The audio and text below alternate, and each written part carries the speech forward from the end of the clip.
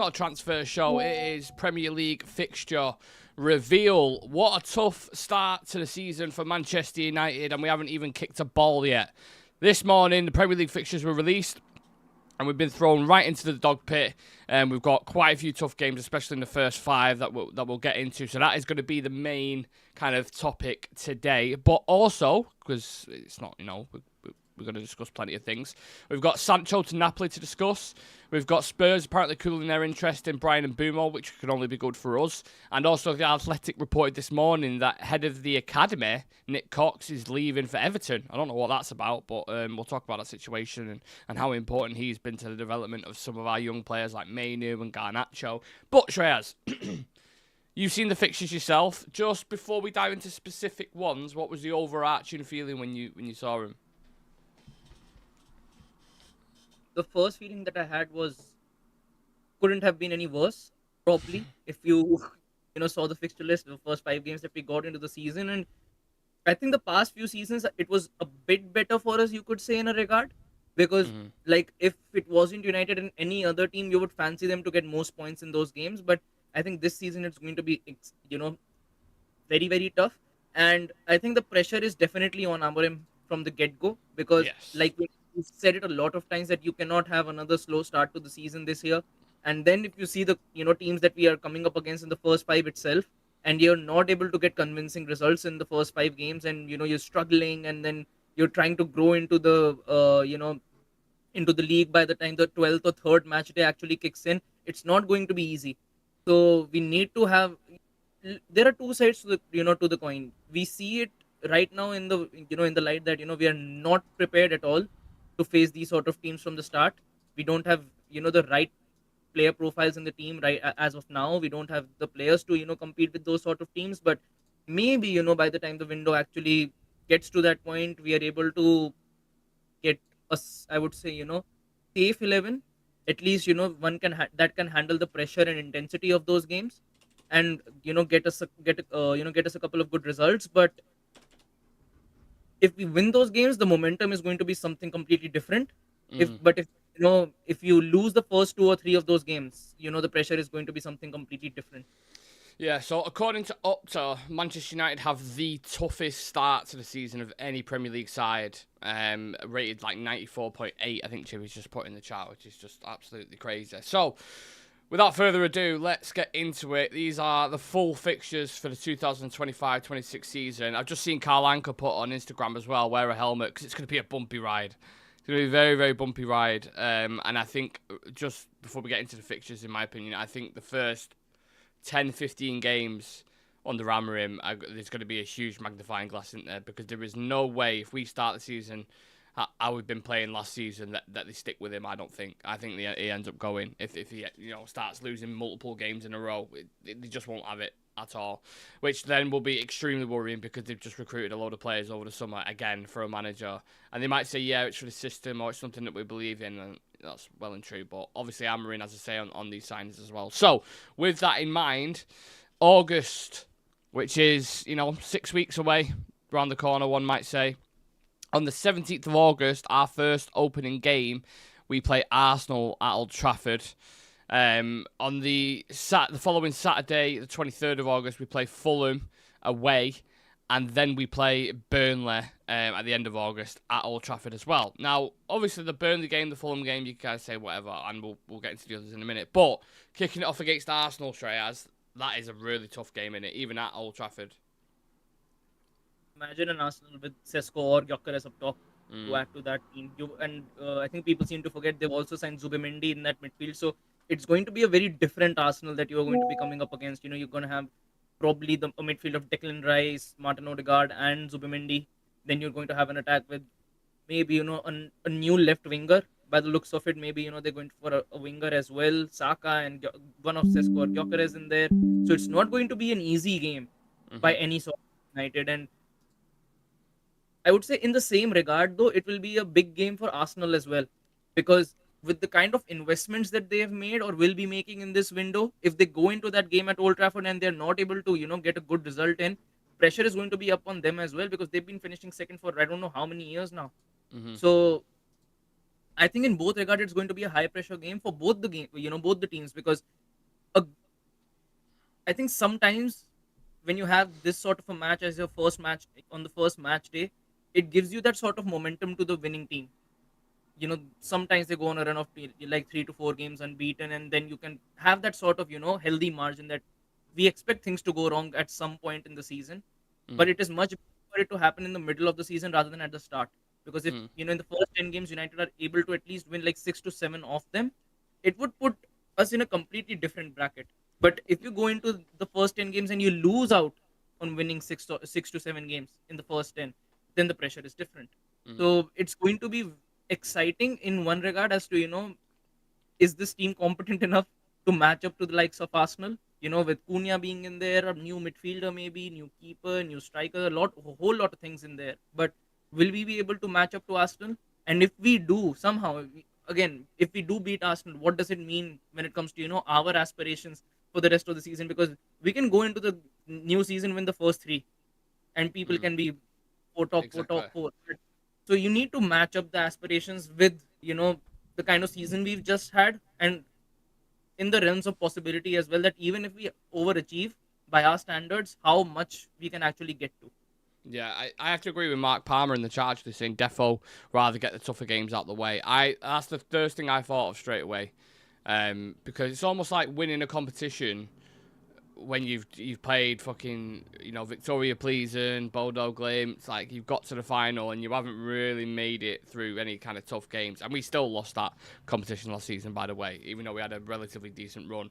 The kind of the first few games, I mean, with like FC20 and stuff. I want, when I'm going into it, I want a measuring stick to know like where is this team actually at, because like you say, you can get a false sense of excitement and hype if Amarin, let's say we played, I don't know, Burnley, Sunderland and Fulham at the start of the season, right? And we win those 3 games in a row.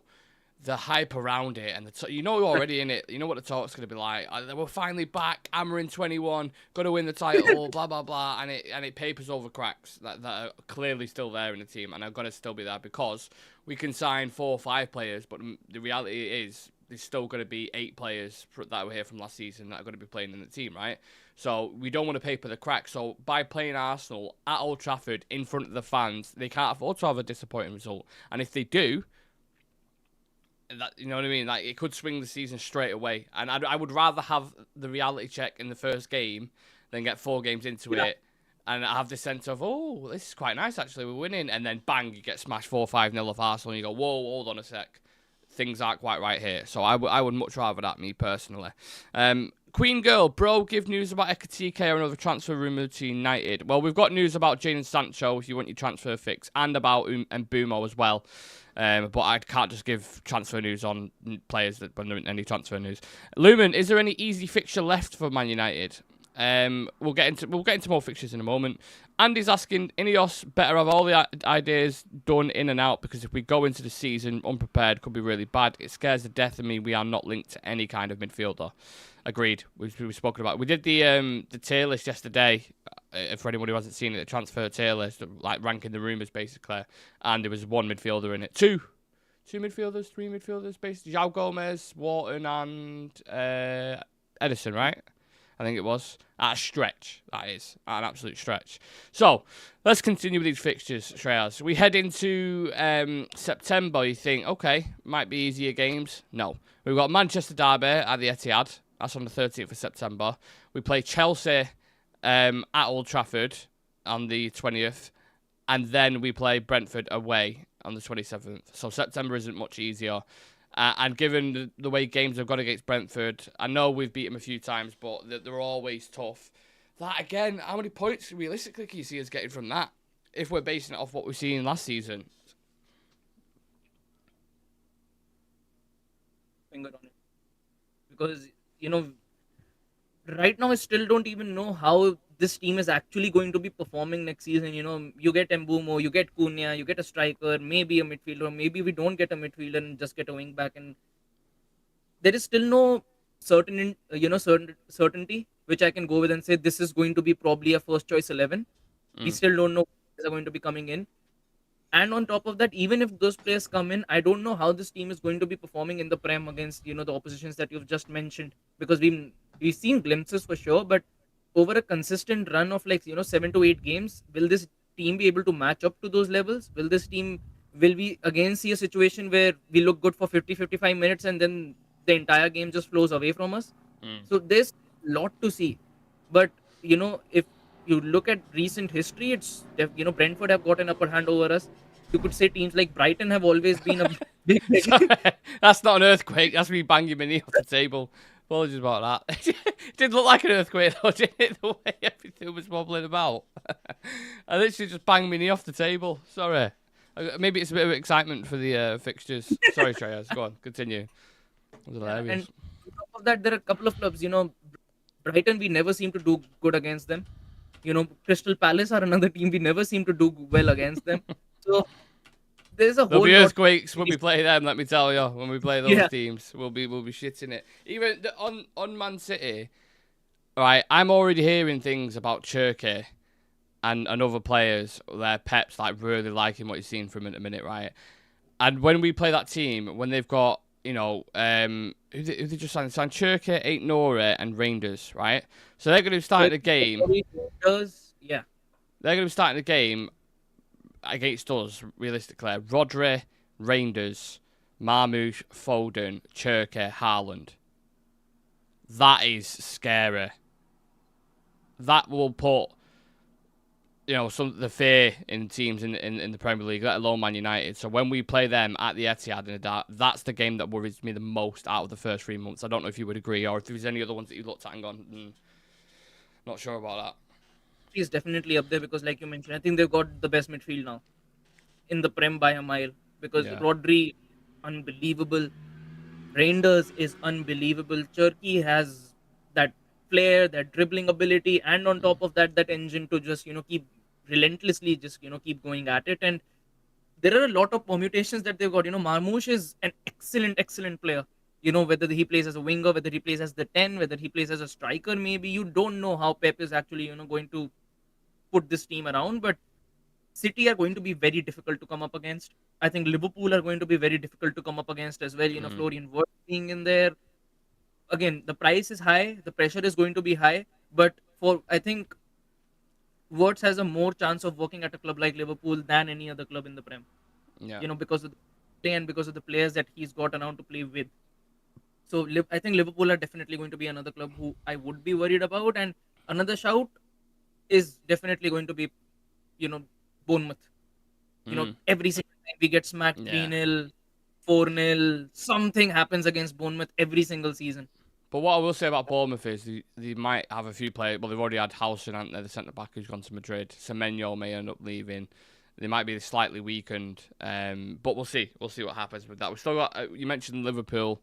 Oh, I mentioned. You mentioned Liverpool. Sorry, with Florian Wirtz. And in October, we play Sunderland at home, which will be a nice little Ahmad kind of game. You can see the kind of themes going on there.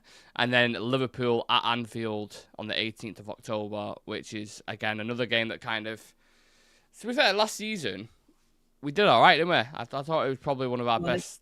Yeah, probably one of our best performances. I mean, Alessandro was incredible as well. So, having taken that, you kind of like... You never really know with this team, do you? But...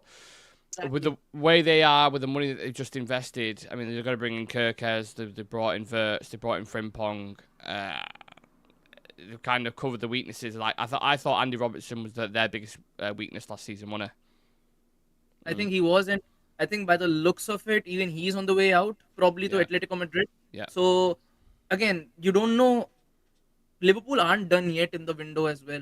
If Nunez leaves, Jota leaves, they might get another striker in, they might get another midfielder in by the looks of it as well. So Liverpool aren't done yet, and they'll want to, go at it again next season under Slot to get, they're definitely going to be challenging for the title. So again, United does have the capability to actually, go to Anfield and get a point or get a decent result in. You just, cannot say it with any sort of guarantee. We could go in field with 3 to 4 defeats on the row and then win against them at Anfield.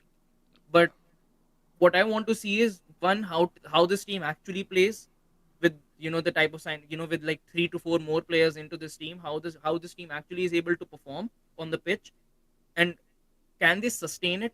If we do go on a good run, can they actually sustain it for a good amount of time? Because the last time I actually remember us going on a good run and consistently getting wins was under Oli, Yeah. and since then it's always been two wins, then draws and loss and draws and loss, and somehow against big teams we turn up with a very decent result, and then it's back to the same thing.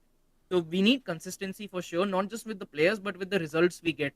And on top of that, there are definitely big holes in that team. The spaces that are left behind in the midfield as well as the attack when we lose out on the ball. So how much are we able to going to be rectify during this preseason? There is going to be a big microscope on Ruben Amorim as well as on this team. And like you mentioned, if he's not able to get it right in like 14 to 15 games, we might be seeing at a new manager coming in through the door mid-season itself. And do you know what? After a game like Liverpool, you want a bit of a softener or a bit of like okay, we've got someone near the bottom of the table at home. We played Brighton straight after that, who another team that we've got a terrible record against, a really, really bad record. November, it's slightly better. You've got Forest, Spurs, Everton and Palace. But then we move into the December months, and December, as you will remember, last year was fucking so bad. I think last December we lost to Newcastle, we lost to Wolves, we lost to Bournemouth, and there was a couple more in there as well, wasn't there? I think. No, everyone pretty much. Yeah, it was bad. This Yeah. year we've got Wolves again, Newcastle again. We played Wolves twice in December. So start of the month and then the end of the month, and then in between we've got West Ham, Bournemouth again. Villa away, and then Newcastle on Boxing Day, I think it is, or just the day after Boxing Day, sorry, I think, which is interesting. So we won't be playing on Boxing Day this year, but you look at that December period, if you're not up to scratch by then, if you don't have a good start, Shreyas, which we've got a tough start, by that period, do you think Amorim could be teetering on the edge? I think there are no easy games in the Prem, and on top of that, I just don't know, if he's going to able. Genuinely, I don't know if he's going to be able to get it right. I think he definitely has the idea. I think he definitely has the approach, but I just haven't seen it over a continued space. I think there is definitely things yet to be seen. I think new players coming in, maybe we see a definite a completely refined version of his play style with the new players that have come in. We see more clinicality in the final third with players like Cunha and Mbeumo, coming in through the door. Maybe with a better midfielder in who's more, you know, well competent and all rounded in his place, in his profile alongside Bruno or maybe alongside a Mainoo. However he wants to shape up that midfield, maybe we see some sort of resilience in this in this United team. But I think there are definitely warning signs in there, and there have been warning signs for quite some time during the last season as well. I definitely back the manager. I think he has the right attitude. I think he has the right approach as well when it comes to clearing the deadwood, and when it comes to getting the right players in with the right mentality and with the right bent of mind who can carry the weight of this football club as well. But I think the If time. you're a betting man now, let's say there's like you have to put your house on it. Do you think Ruben Amorim will be the manager by the end of the season? Yeah, reason being, if I have to put my house on it, I would go more in the positive direction, just because this is Ineos's guy. This is Mm. Ineos's first ever manager. So, Mm. and I think they'll do absolutely everything they can to back this manager and get things right, because it's not going to be a good look if they sack Ruben Amorim mid-season, especially with everything that went down with Dan Ashworth last year as well. That this was their guy. They wanted to bring him in desperately, and they've let him go in 6 months. If the same thing happens under Ruben Amorim as well, I think a lot of fans will be disillusioned as to where this club is going, and what sort of manager or what sort of style would actually help us get to any sort of stability. Because right now there is no area in this club where I would go and say this is going in the good direction. Mm. Well, Ruben Amorim will kick the season off. We play Leeds, Burnley, City, Arsenal, and Fulham in January. Then in February we've got Tottenham, West Ham, Everton, and Palace, which is probably one of the more favourable months given where the teams had finished last season. March, only 3 fixtures in March. Newcastle, Aston Villa and Bournemouth, which will probably get beaten by them all. April, we've got Leeds, Chelsea and Brentford. And then we finished the season with Liverpool at Old Trafford, which could be, I don't know where both teams are going to be by the end of that season. Liverpool could be pushing for a title. We could be scrapping relegation again, who knows. Sunderland away, Nottingham Forest at home, and then we finished the season with Brighton away. I'm pretty sure we finished the season with Brighton away under Ole Gunnar Solskjaer, or it might have been in the Rangnick season where we got beat 4-0. Do you remember? At the Amex.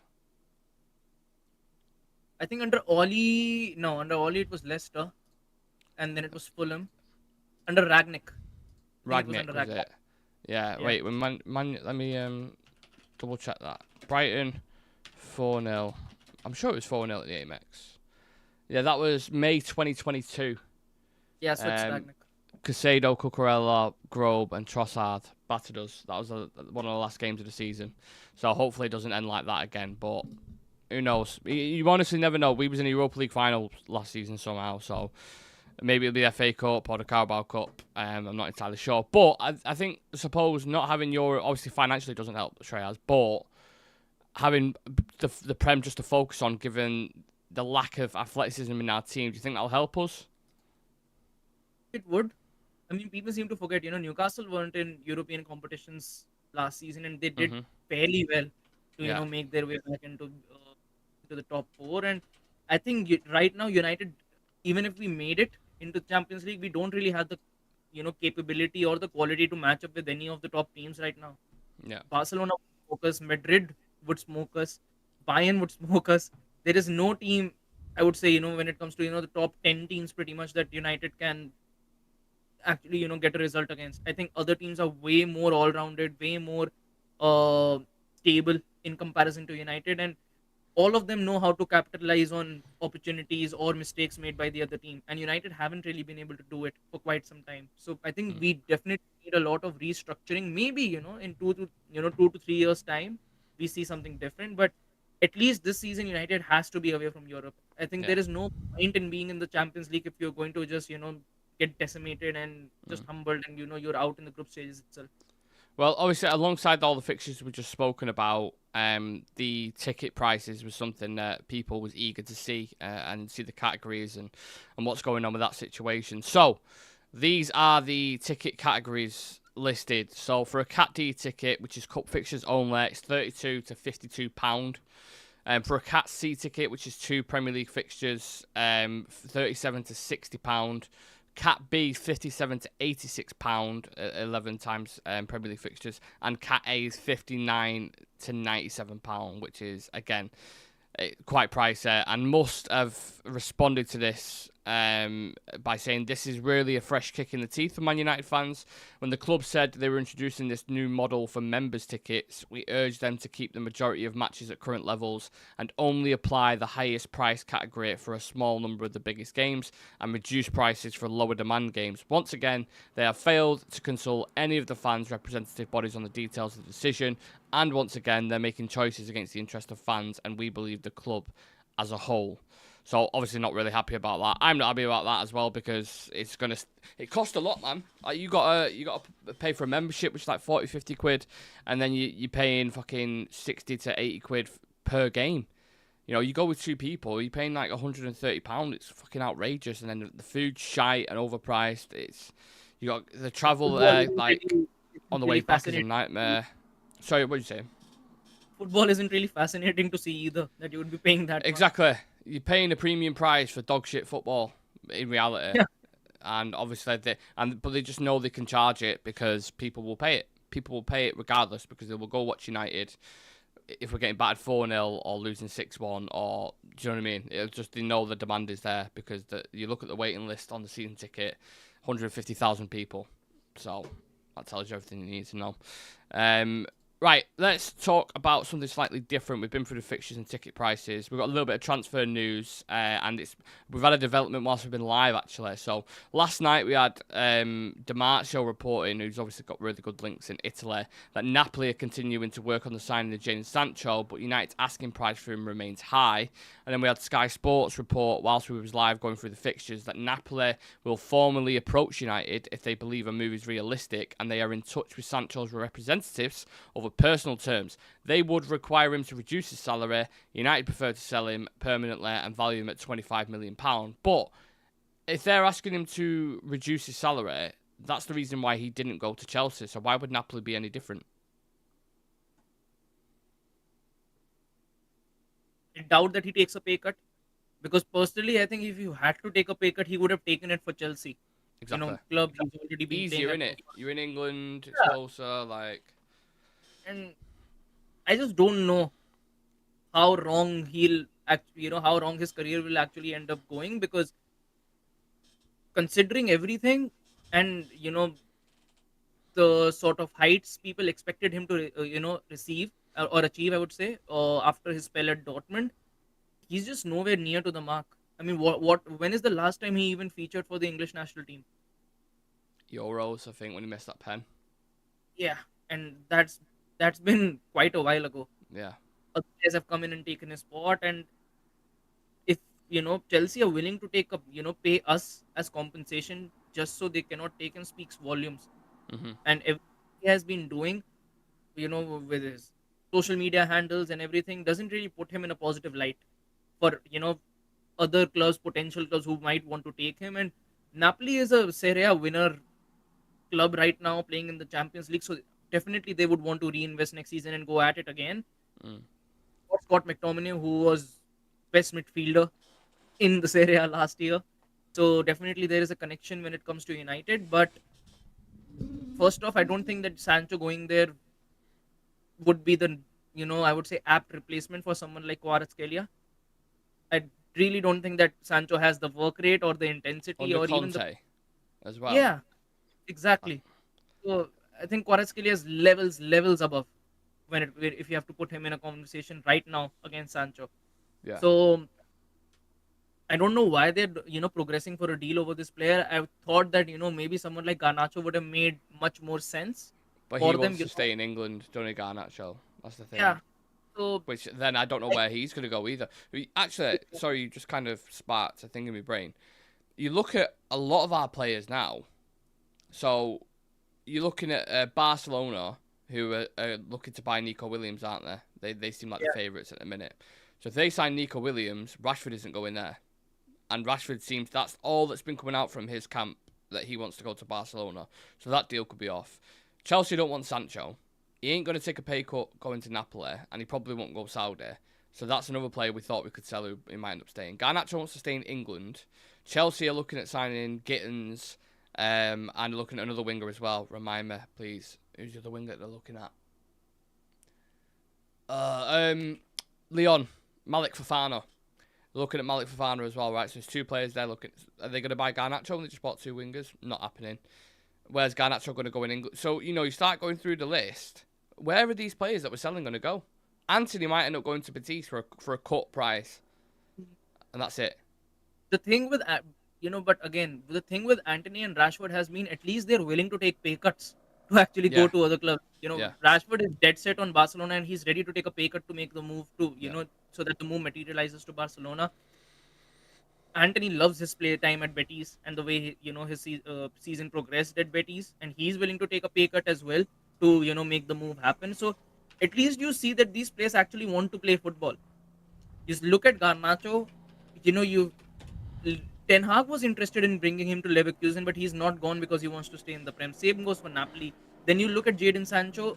These players are happier to just sit on the bench and make money rather than actually playing football. But so also shame on United though, as well. Yeah. Shame on United for giving those kind of contracts out, because you've really put yourself in a difficult situation now. Like, in reality, when you really reflect on it and look at the money that they've given, £350,000 a week to Rashford, £350,000 to Casemiro, £350,000 to Jadon Sancho. It's making me sneeze. It's that they're that bad, the contracts. Like, that is so bad, in it. It's a 30-year-old you're talking about here. Sancho, you can kind of like, you'd understand it at the time if you say 200,000, like, you know, but 350k is nuts. On Mount's contract, you would understand it, but I think again 350k. I don't think that was They're the justified, best especially paid for players in the Prem. and nowhere near like Yeah, players. Haaland is not on those sort of wages either. it's absolutely bonkers, the contracts that we give out, and this has been the narrative around Victor Osimhen as well, isn't it? That obviously Osimhen's a talented player, but if you bring him in on £350,000 a week again, and let's say a couple of years he has a bit of a kick a fuss up like he did with Napoli, and you need to get rid of him, you need to get out of the club, and you can't because no one's going to take him because of his wages. It's just like you're in that same situation all over again, and this is the big debate. You need to be careful with the contracts that you give out. You really, really do. You look at something like Spurs, and I know they've been terrible in the league like us, but if you look at their wage bill, like, I don't think anyone supersedes 200,000 in their thing. I think No one. max would be Son. Yeah, That's it. Liverpool did really well with it as well. Liverpool, until they renewed Salah's and Van Dijk's contract and people like that, there wasn't many, I don't think, that was above like a really high threshold at the time. And we just give it willy-nilly to fucking... yeah, Mount, yeah, you take 300 grand a week. Casemiro, Sancho, but whatever. So, yeah, I think ultimately that's what will be the killer this window. Like, we'll want to do more, but if we can't shift these players on and Sancho has to stay at the club, we're going to end up loaning him to Dortmund and paying half his wages. I can fucking guarantee it. But we'll wait for it. Any updates on Jadon Sancho will be on our Instagram, so bottom right-hand corner of your screen. Also on X as well, so drop us a follow. We're going to move on to the news about Bryan Mbeumo, Shreyas. So Tottenham are now out of the race to sign Mbeumo. They see it almost impossible to overtake United in the race at this stage. That is from Valentine Furlan and Rudy Galletti, which is, tears are kind of meh. It is what it is. But if that is the case, that's some more positive news. And if we can get Mbeumo through the door shortly within the next couple of days, that's a good start to the window, right? Cunha and Mbeumo? Definitely. And both of those players, they're quality players.